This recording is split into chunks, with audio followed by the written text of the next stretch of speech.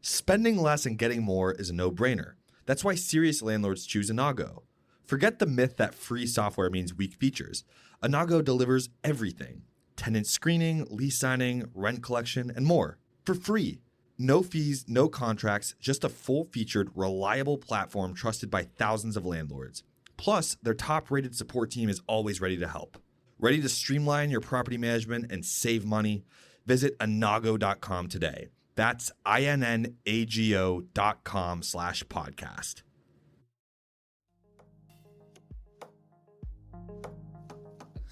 What's going on, everybody? I'm Zach, and I'm here with Patrick. What up? We are your hosts for the Rent-ish podcast, a podcast that's kind of about rental properties and hosted by two guys that work in the real estate industry and sort of know what they're talking about. But mostly we don't. Catchphrase gold, man. Yes, Patrick, mostly we don't, which is why you're going to have fun hearing us talk to experts, learning with us, or just laughing along at how little we know. But I'm proud of our growth. I am very proud of our growth. I feel like I have a much better understanding of real estate than I did first episode, for example. Yeah, PhDs are coming. You know what I mean? Yeah, I think we're only a couple episodes away. Just a couple. Today, we've got a great episode for you. We're going to be talking about a whole bunch of stuff. We've got properties, some games, some listener questions, maybe a little bit of spice here and there. Okay. You never know. You never know what you're going to get when you come into this podcast. Every week, new episode of The Rentist, you're like, what are these nut jobs going to talk about? I don't know. What are they going to talk about? Patrick, how you doing today? I'm doing well. Coffeeed up, of course. Yeah. But I had a great night's sleep, actually. I don't know if that you said that you got screwed over by the airline industry the other night. And it ended up like getting back. Or no, daylight savings. It was more like daylight savings. Yeah, 'cause I was in Arizona, and they don't do daylight savings there. And so when I came back, I got hit by the 2-hour time change plus the extra hour from daylight savings I missed in Arizona, and then also got back from the airport or got landed at like 1 a.m. So. Yeah, it was just rough, but we're well rested now. I had some crazy dreams the past couple nights, just making up for it. I feel like I get crazier dreams, like vivid dreams when I'm out like a light, I don't know if that's a normal thing. But no, that makes sense. Can you share any of your dreams, or are they too wild for radio? Dude, I don't think the Rent-ish pod listeners are ready. You don't think that'll get approved by the content board? That'll get it demonetized. Okay. Yeah. All right. Well, we don't have to cover that, but I'm glad you made it home safe and sound. Glad you're energized and ready to roll. We have a special guest. Yes. For this week's episode. Before I talk about the topics that we're going to get into really quickly, I want to officially welcome our producer, Mose, to the podcast. Mose, what's going on, man? Hey, everyone. I'm doing good. Thanks for having me. Yeah, we're happy to have you. Producer, thanks for having me. Well, having you as the producer and having you as a voice is two very different things, and we're glad to have you here. Thank you. Anytime you hear like faint chuckling in the background of a Rent-ish episode, it's because Patrick and I are probably laughing at something Mose did or looked. He has a distinct look whenever something happens or we say something specific that tickles his fancy. We've been trying to get this man a mic for a while, so thank goodness the producers made this happen. Mose, thank you for being on the show today. We've got a great episode. Mose is going to play a game with us. He has not shared with us the details of said game, so we're going to be surprised by that. But I'm guessing it has to do with property management and real estate. Does it? Yes, it has to. Anything else? And then we're also going to talk about your first property sort of segment. This is the Mose episode. We should just title this the Mose episode because he's captaining the ship, and we're going to have a good time. Well, thank you. I appreciate it. Yeah. All right. Patrick. Yes. Are you ready to switch gears from the goofiness and talk about really serious property management? So ready. Yeah, you ready? Yeah, I think I'm in this for you the wore goofiness. a polo today just for the occasion, like an actual button-up shirt. First polo sighting since I was probably like in second grade picture day. So. How many dress shirts do you own? Ballpark. Dress shirts? Yeah. Like I have more like complete button-down shirts. A dressier shirt than a t-shirt. Yeah, I've got. I like Henleys a lot, and I like the button-downs. I don't love the polo look. Okay. But it was kind of slim pickings, this morning. So, okay. Yeah. Well, I haven't done laundry in a minute. What? You haven't done laundry in a minute? Dude, I did not have that many options. It was this or like a Van Halen shirt that's too small, so I landed on this. All right. Let me say, my first property. So I'm reading through the show doc here. We got my first property with Mose. You clarified that it was me on the document, so I'm glad about that. So take it away, man. Yeah, this segment, we were thinking of just explaining the basics of, buying a rental property. I was in a situation where I was fortunate enough to do that. Me and my wife, we were looking for a property for a while, and we were able to find a duplex. So we live in the bottom, and then we try to rent out the top part. Did you know that was like on your plan, like your plan list for a while? Is that like get a property and you're living in it and you're renting it out? So that was purposeful, the whole thing? Yeah. Before I was even dating and stuff, I always wanted to have some type of real estate investment. Like, okay. It didn't have to be like a duplex type of thing. When we got married and stuff, I wanted to still pursue this. So we were just trying to find how can we pursue it in like an affordable way. Okay. So it wasn't easy, but I also think it's not as hard as people make it seem to be. We're going to be doing a bit of a deep dive into Mose's property buying experience, and it's a huge milestone for anybody. So obviously, congrats, Patrick. So we say congrats to Mose. Yes, congrats. Yes. I've seen it. You've seen his house? I have. Yeah. We my girlfriend and I, we went on a coffee double date sort of situation at a coffee shop by the house. And yeah, it was really cool. Rate his house. Oh God. It was really nice. It was big. Yeah, I was impressed. It was like, honestly, it was like nicer than I was expecting. Not that I felt like that was an insult in and of itself. No, it's not an insult. No. Well, cause I don't want to spoil anything, so that's all I'll say for now. We'll go right in. All right, so the journey to buying your first property. Let's start at the beginning, right? What inspired you to buy the property specifically? Was it really just that investment opportunity, or was there anything more than that? Well, my dad ran a couple properties, and I always was like, okay, I feel like this should be easier than he's making it out to be. Like he's a very hustler minded, and so I was like, this is a great investment. However, I want to make sure, like, I think in the future I want to own some properties, and I think I can do just as good of a job. That's what inspired me in the first place. Cool. That's awesome. You saw that opportunity. How did you decide when it was the right time to buy? We were renting out for like a couple years, and we were thinking, all right, our lease is coming up, and we were in a situation where we had to sign a new lease, and it would be like an 18-month lease, but that just seemed too far in advance.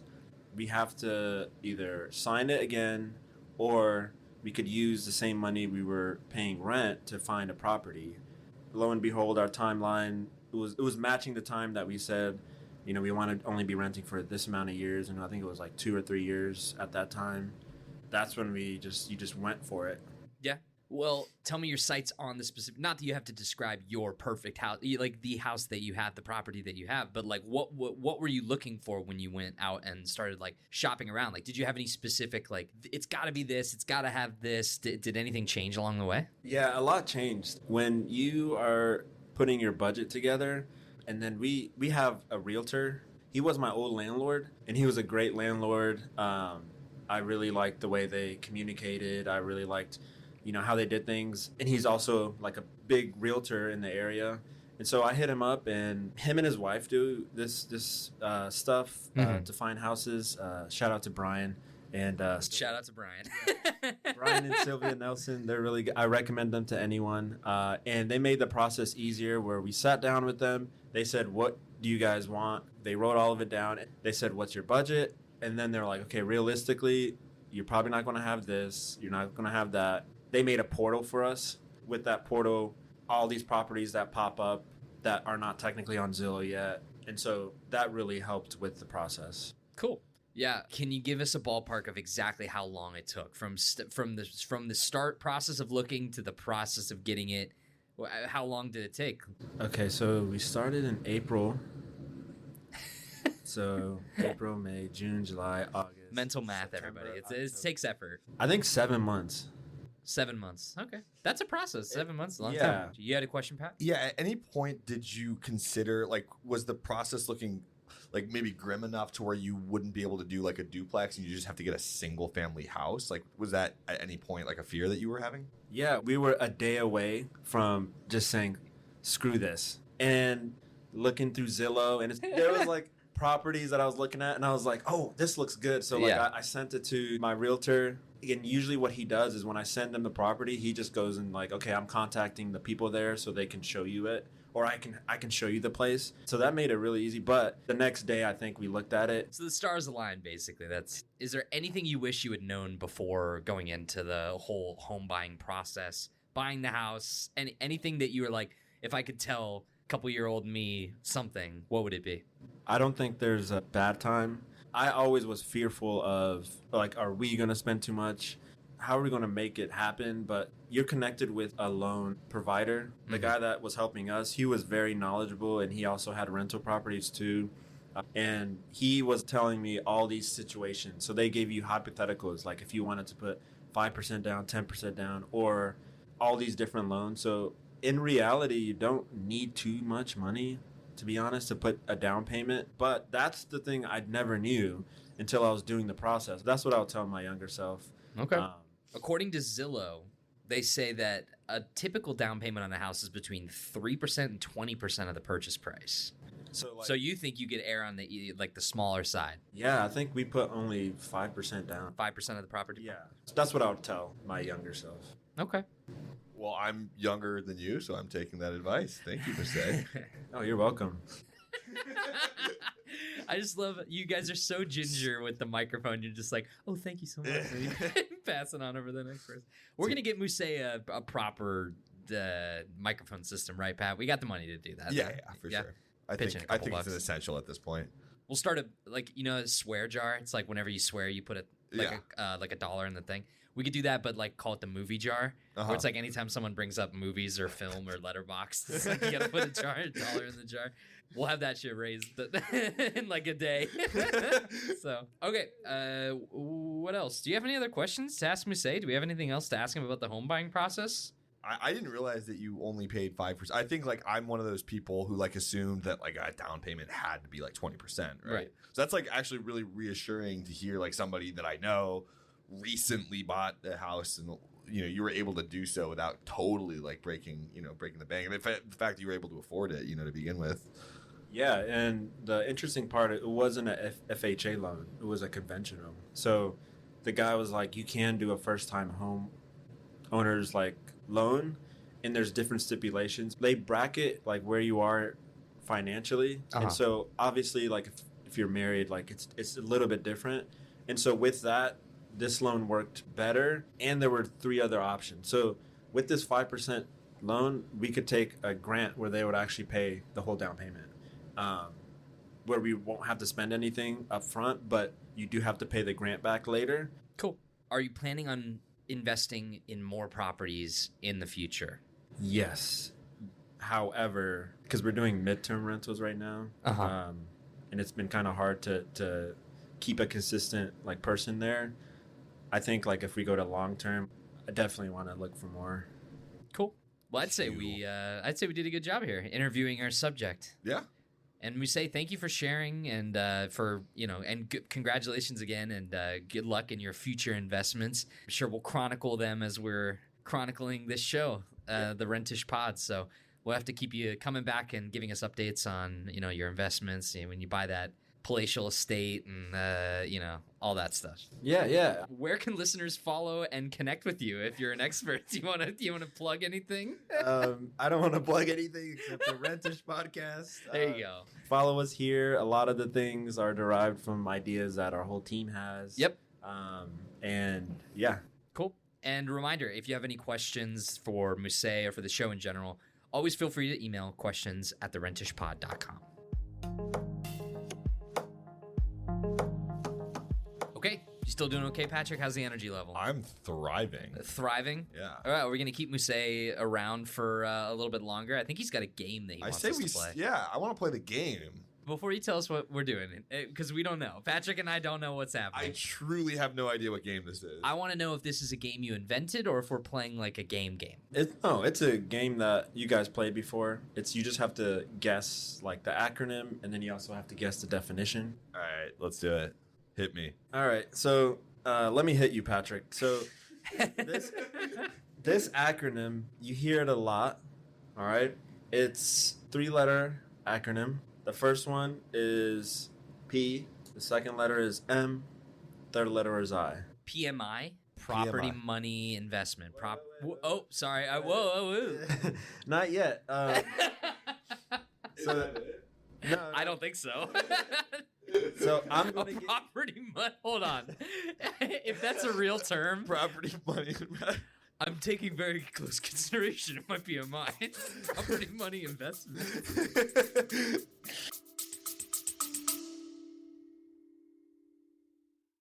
Spending less and getting more is a no-brainer. That's why serious landlords choose Inago. With features like tenant screening, lease signing, and rent collection, Inago gives you everything you need for free. No fees, no contracts, just powerful property management made simple. Visit inago.com/podcast to sign up. That's inago.com/podcast. Yeah, when I was first making this game, I thought, it'd be fun if I give you, instead of, 3 options, let me give you 4 options that you have to Oh, so sift you're through okay. Got it. of what you think the term actually, the acronym stands for. Okay. This is PMI, not BMI. The first acronym, is it Property Management Index? Is it Personal Mortgage Investment? Is it Private Mortgage Insurance? Or is it Private Money Insurance? Ooh, okay. Well, it's hard because we don't have any context. So it's like, have you heard that abbreviation in a sentence? No, it sounded familiar, but then when you said BMI, I'm like, oh, that's why it sounds familiar. Like the body mass index. Yeah. I don't think it's the last 2. They just didn't sound right. The last one definitely didn't sound right because the last one was my private BS money. one, right? Wasn't that what I said? What was the last one? The Private Money Insurance? Oh, private money insurance. I just don't think like one. money sounds like a professional term. Like it would be like but funds or finance or funds. Yeah. What was the first one again? Property Management Index. That was the only one of those when he was reading them through where I was like, that sounds kind of legit. Read them all though. I thought it was the second one. The second one? Yeah, so first one, Property Management Index. Second one, Personal Mortgage Investment. Third one, Private Mortgage Insurance. And then fourth one, Private Money Insurance. You want to lock in number 2? Do you think it's number 2 or number 1? My gut was saying number 1 at first, but if you have a strong feeling about 2, I'd say we lock it Personal in. mortgage investment. Personal mortgage investment. Property management index. No, you're getting that mixed up with the BMI again. The first one was property management index, right? Yeah. Yeah. So property management index. Maybe that's why I'm getting it confused too. Is that Yeah, sounds index. legit because it also sounds like BMI. Personal mortgage investment. Private mortgage insurance. PMI, private mortgage insurance. Which could be that maybe actually, but it's definitely not the last. Okay. Do you want to lock in 2? Let's just lock in 2. We've locked in number 2. Okay, so you're saying it's personal mortgage investment. Personal mortgage investment. Yes, and according to my sources, according to what I've been through and what I see, it is not number 2. Oh shit. It is private mortgage insurance. Oh really? Oh, okay. So it's number 3. Number 3. All right. Oh, we should have done that like ACT tactic where like because private was the first word used twice, mortgage was used twice. All right. So do you want to give us a little explanation to Yeah, the term? yeah, and I mean, I didn't really understand it before I brought up property, so I think it's fine if you guys don't. I thought you meant before the show. All right, go ahead. What is it? So now I'm gonna have you guys guess the definition. Okay. So there's 3 definitions. Oh man. And you guys just have to guess it. So the first definition, PMI is insurance that protects the lender if a borrower defaults on a mortgage, typically required when the down payment is less than 20%. Number 2, PMI is a fee paid by homeowners to insure their property against damages like fire, theft, and natural disasters. I don't think it's that one. No. The first one sounded super right, but And then the third one, PMI is a type of loan program designed to help first-time homebuyers qualify for lower interest rates. I'm ready to lock in number 1 if you Yeah, want. let's lock in number 1. Ding, ding, ding, ding, ding, ding, ding. He's a soundboard. That is correct. So a lot of times, essentially what I look at it as a middleman, almost like Okay. if it's exactly like if I was like, hey Patrick, you need 100,000. Okay, I'm going to give you 100,000, but you have to pay me. If your down payment is less than 20%, you have to pay me like maybe $200 a month, right? Because I want to make sure that if you default, like if you can't pay the mortgage loan that I gave you, that I have at least money essentially, I don't want to be liable for your mistakes, sir. And so, So it's kind of like, it's insurance in a way. Yeah. It's like making sure that you've locked that down and that there's not going to be any kind of funny business. right. And Got it.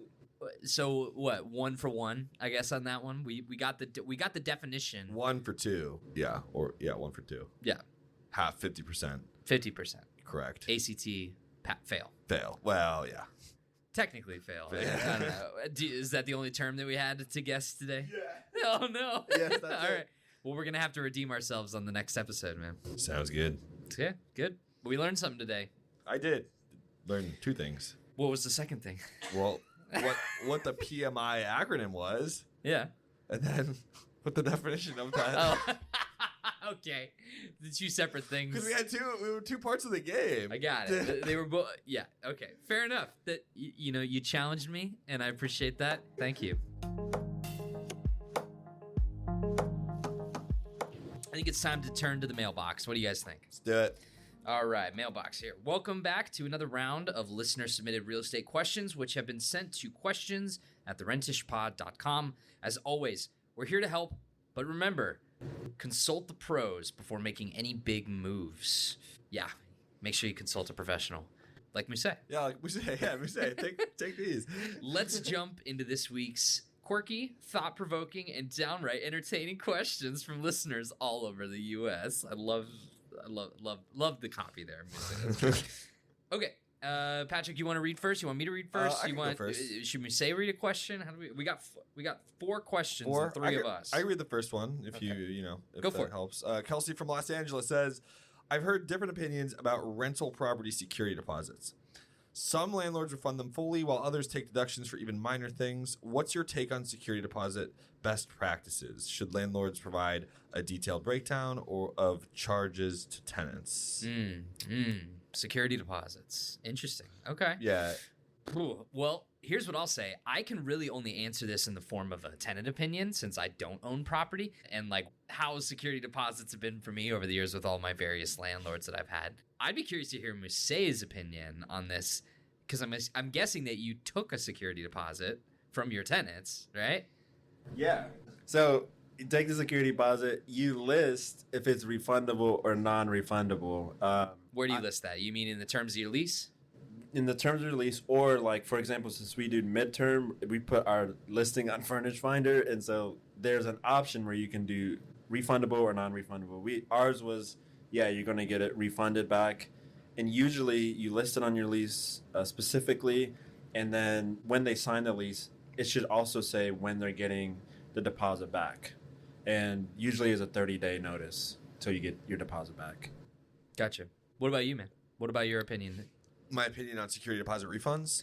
Just on the deposits. Well, she's Kelsey from Los Angeles just kind of says, what's your take on security deposit best practices? My take is, from what I understand, a lot of states have specific legislation in terms of how to refund it, right? And what it can be refunded to. And I think my take as a tenant is I think some landlords will take advantage of people not knowing the specific ways security deposits can be refunded or have to be refunded legally through the state, or like what kinds of things can, like, I think normal wear and tear in a lot of times can't be, you can't take out of a security deposit, but like obviously larger damages can. I think my take would be as a renter, knowing the tenant rights with security deposit refunds, because I think some landlords will take advantage of people not knowing. Yeah. But at the same time, as a landlord, like, it's probably important to know like what you can take out of it too. So yeah. That's yeah, my take. you stole the words out of my mouth. I mean, I was basically going to say the exact same thing.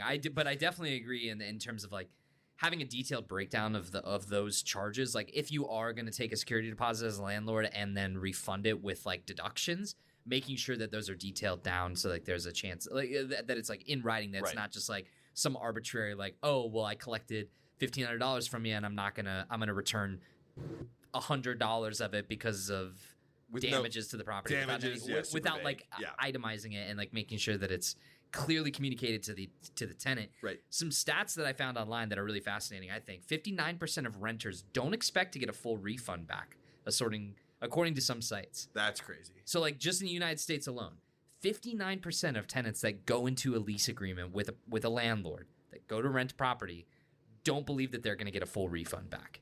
Does that number seem high That to you? seems very high. That seems high from my renting experience. Like, I think something that you mentioned earlier, the lease, you should also put, if this is damaged, how much everything will cost. Because then when you're out like when you're looking at your property, you're like, hey, this guy jammed his car into my house. That's definitely more than the security deposit. But, Sure, right. Or like if somebody took a hammer and then accidentally like put a hole through the wall when they were putting up like a painting, there's also like, that's like $30 or something. I don't know. But it also is helpful because then you can refer to that with the tenant. But I didn't know 59% of people don't think they're going to get their deposit back. That's kind of wild. I lean in that camp. That's the interesting thing is that like I think that number's high, but I've had landlords totally jerk me out of deposits before. Yeah. So Same. maybe it's just because I've been gullible and I've not really been in the property management field for that long. But yeah, I've definitely had landlords like withhold more than I felt like they should have from the security deposit. I put up a fight before with at one of my college housing stuff. I was like, I was not backing down. I was like, I need itemized receipt, all this stuff. Sure. Yeah. Very frustrating. Maybe I'm just a pushover. All right. I'll take the next one. Listener Jordan from Austin, I'm guessing that's Austin, Texas, wrote in. I've recently been considering renting out a unit in my home, but I'm a little hesitant about the potential for problems with tenants. This kind of goes hand in hand with what we were just talking about. What's the most unexpected challenge you faced as a first-time landlord, and how did you handle it? So it's kind of perfect that we got Mose on the episode because Jordan wants to know how you've handled an unexpected challenge with a tenant. That's a good question. So I think a lot of things in life is like it deals with communication and being able to just, communicate what you want and also like communicate in a way where it's not disrespectful. It's, for me, when running the properties, like I'm not doing it just for like the money. I'm doing it also so that there's somebody living here and you want to make sure that it's also fitting for them. So one of the challenges we had was this guy, he kept leaving all the lights on. And this is a fully furnished place. The only thing he's paying for is rent. So he's not paying utilities. And he works like third shift. The thing I did was I just texted him, hey, can you make sure the lights are off? He said, yeah, my bad. Next day, the lights are on again. And then I'm like, maybe he just forgot. Lights are on again. And then I just said, hey, can I go in there and turn it off for you? And he's like, yeah, totally. So when the light, then it stopped happening less and less. But I think that challenge was weird because I was like, I expect people, like, if you're leaving your home, you turn off the lights. Or leaving, like, a, Airbnb or hotel. Like, I wouldn't think, like, everyone just, like, leaves their lights on and then just leaves. So elaborate, not to get into the specifics, but when you say all the lights, you literally mean, like, every overhead light in every room, every lamp, every like, how many lights are we talking here? Okay. Because, like, when there are some lights that, I don't know how you guys feel about this, but there are some lights that I just purposefully leave on in the house, especially when like I'm not home, right? Or whatever. But it's like it's not like my front patio light always on, my back patio light always on. Yeah. I usually leave one lamp on in the living room as well, and that's just to like show that there's light inside the house as well. Maybe that's just a paranoia thing from my perspective, but it's like, was this guy? This guy was just like full like. Turn every power switch up to 11. I don't know what was going on because every like room had the light on, and the worst thing is those lights that are not like kind of like they're not recessed like this. They're more like a bulb. Like they can overheat and cause like a fire. And so he would just have it on. I'm like, dude, in the bathroom light on, kitchen light on, bedroom light on. I was like, damn, man. Is that the worst thing? Is that the worst? When I asked you for like a challenge with a tenant, is that the worst challenge you faced with a tenant? Not that you have to share another one, but I'm just saying. At least the challenge I'm having right now. Oh boy! I already gave him the deposit back because I was like, I looked up there and I was like, oh, this is good. He just get the deposit back. I gave it to him in like a week. I was that gullible. Right now I'm having an issue with the toilet. The toilet is dark. And what? The challenge is I gotta go to Home Depot and go get some like cleaning stone thing. Apparently this is like a normal thing when we had the toilet and before he moved in, it was clean. But then I went in one day to just turn off the lights And I went in the bathroom, turned on, and I looked at the toilet, and I was like, man, this guy, I don't know what he did to the toilet. And I was like, I'm sure he's going to like scrub it off. And weeks later, when he moves out, I'm like, man, it's still here. So I try scrubbing it off, and it's like, sorry guys, so cover your ears, but like it's like brown. Discretion advice. The whole toilet bowl is brown, and I can't stop. Inside of the toilet bowl. The toilet bowl is brown, and it's not even like is at it this point, sediment? it's not poop anymore. It's sediment. I think like what happens if you pee and you just leave it there. Got it. Dirty toilet bowl. Love it. All right, so that was a challenge. Definitely a challenge. Okay, who wants to take the next question? Patrick, you can take it. Tyler from Denver asks, as a landlord, how do you feel about short-term rentals like Airbnb? Is it something you've considered? Do you prefer the stability of long-term tenants? What are the pros and cons in your experience? We talked about this in a previous episode, so I'm maybe kind you of want to go back. I'm leaning away toward wanting to ever do Airbnb, honestly. I just think the stability of long-term tenants, if you find a good tenant, it's a well-oiled machine, honestly. Yeah, versus right. Airbnb, there's a lot of work and also a lot of if you don't get a tenant like consistently, you might end up be losing money in the long term over a easier to deal with long-term tenant. Also, I just kind of went to some like hotels and motels on my trip to Arizona, and it's really convenient. I think I prefer going to hotels over Airbnb as a traveler, I guess. So I would personally lean away from Airbnb, but that's just me. Yeah, I feel you there. I mean, as a landlord, it would be hard to, like, owning a property and renting out a room in an Airbnb sort of like vacation home kind of style fashion seems a bit difficult for me to grasp. I mean, as a person, just general person using hotels and Airbnbs, I typically go with the cheapest option, and Airbnb is quickly becoming not the cheapest option. So that's my stance on it right now. Is that, like, when Airbnbs become cost affordable again, that's when I'll start using them more frequently. Yeah. I feel like it also depends on location too. Like some places Airbnb is like the move. But. And if who you're traveling with, like this year I've had to book a lot of Airbnbs with like a bunch of people that I'm traveling with, like a group of friends, and Airbnbs are way more convenient for that because then you pay one static price and just split it among these people, and you have a bigger space. Yeah, right. Renting out blocks of hotel rooms or like back-to-back rooms that can get expensive and difficult to manage really quickly. So For sure. Your opinions, Mose? Would you ever do an Airbnb if you had like a beach vacation villa you want to rent out for an Airbnb or something on the Ohio River? Like you guys, I agree. I feel like if you're doing an Airbnb, it has to be in a good area where you get a lot of traction, and you have to be kind of near the area. Yeah. Because you got to constantly do the turning over. But one of these days we should do a segment where we talk about we got to talk about our favorite hotel stories or like the best hotel experiences or like. Oh, man. I love hotels. There's something so cozy about a hotel. It's really cool. Okay. One more question. Mose, you want to take this one? Why not?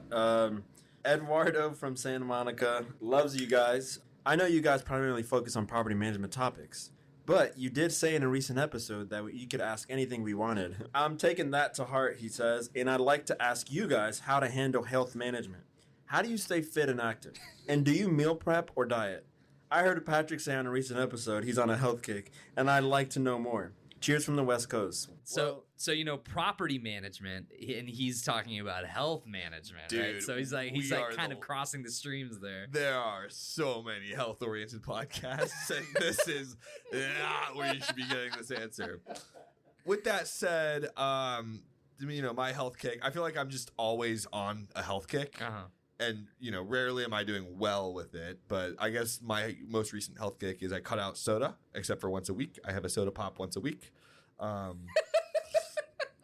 And then I also have been eating avocado turkey sandwiches for lunch. Oh, wow. Yeah, with like some sriracha. What kind of bread? Are you using like wheat bread? Or I found this like sourdough from Kroger. Okay. It's called like Ace Bistro sourdough bread or something. I think the brand is Ace, not a sponsor.